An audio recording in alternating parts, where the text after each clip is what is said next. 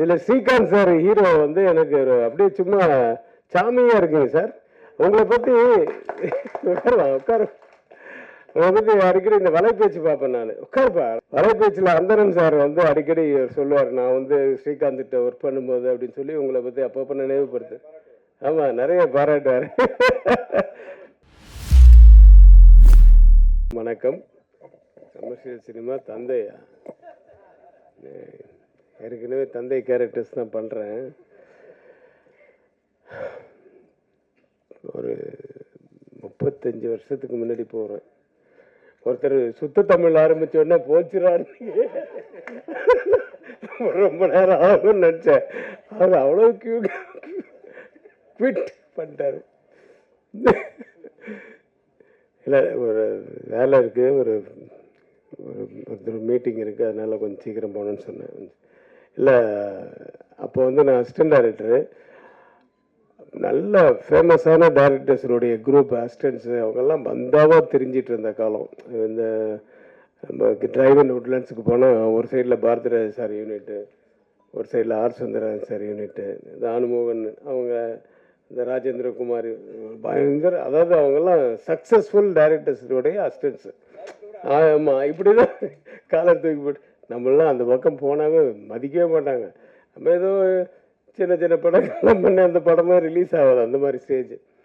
அப்போ இவங்ககிட்டலாம் வந்து போய் சான்ஸ் கேளுங்கன்னு சொல்லுவாங்க. எனக்கு வெக்கமாக இருக்குப்பா, முடியாதுப்பா, அதெல்லாம் முடியாது. ஏன்னா நான் எக்ஸ்போர்ட் ஃபிலிம்ஸ் எக்ஸ்போர்ட் பண்ணிவிட்டு அப்படியே அசிஸ்டன்ட் டைரக்டர் மாதிரி ஒரு இதில் இருந்தேன். அப்போது ரங்கராஜ் சாரோடைய அசிஸ்டண்ட் வந்து நான் நாகேஷ் சார்கிட்ட ஒரு படம் பண்ணும்போது அந்த எடிட்டிங் ரூமில் ரங்கராஜ் சார் பார்ப்பேன், ஆர் சுந்தரன் சார் பார்ப்பேன். அப்புறம் ரங்கராஜ் சார்கிட்ட இருந்தவர் தான் இ ராமதாஸ். அவர் என்னை கூப்பிட்டாயோ, நாகேஷ் சார்கிட்ட ஒர்க் பண்ணும்போது பார்த்தீங்க, நல்லா ஒர்க் பண்ணுறேன், எந்த படம் நான் ஒரு படம் பண்ணுறேன் பண்ணுங்க அப்படின்ட்டு 1000 பூக்கள் மலர்கிட்ட போய் ஒர்க் பண்ணேன். அப்போ இருந்து ரங்கராஜ் சார்கிட்ட ஒர்க் பண்ணணும்னு ரொம்ப ஆசை. பட் நம்ம போய் கேட்க முடியாது. ஆனால் ஒரு தடவை வந்து எம்ஜிஆர் இறந்ததுக்கு அப்புறமா ஒரு படம் வந்து கோவை தம்பி சார் எடுக்கிறாரு.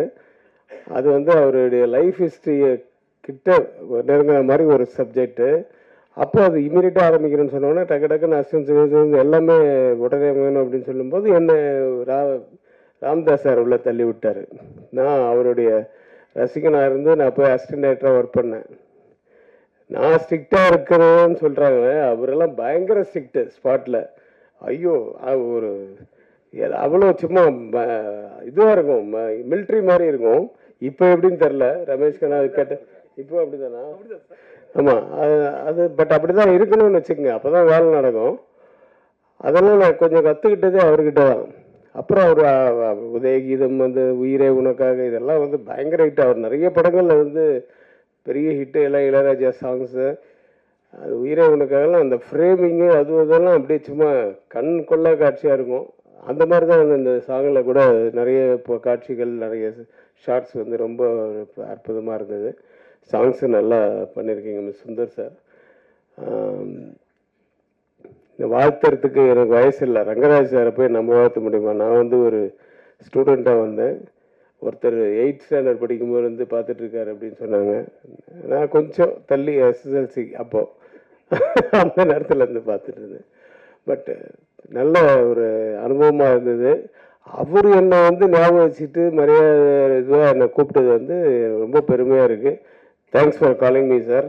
எனக்கு வந்து என்ன சொல்கிறேன்னு தெரில. இந்த குருநாதரில் ஒருவர்.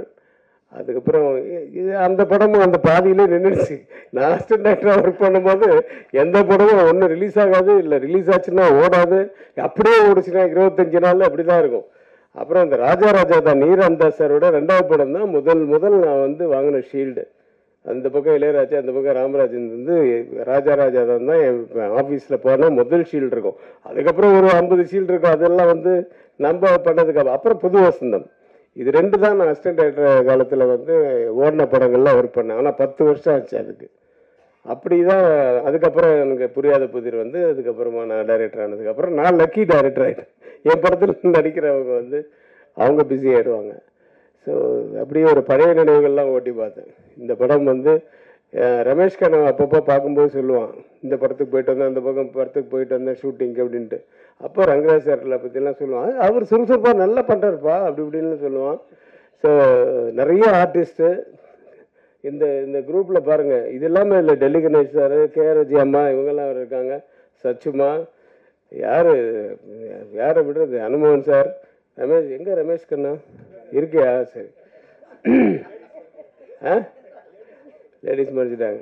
இதில் ஸ்ரீகாந்த் சார் ஹீரோ வந்து எனக்கு அப்படியே சும்மா சாமியாக இருக்குங்க சார்.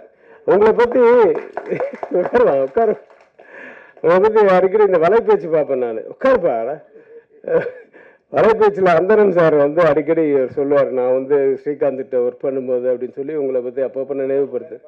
ஆமாம், நிறைய பாராட்டுவார். Yeah, he still loves you.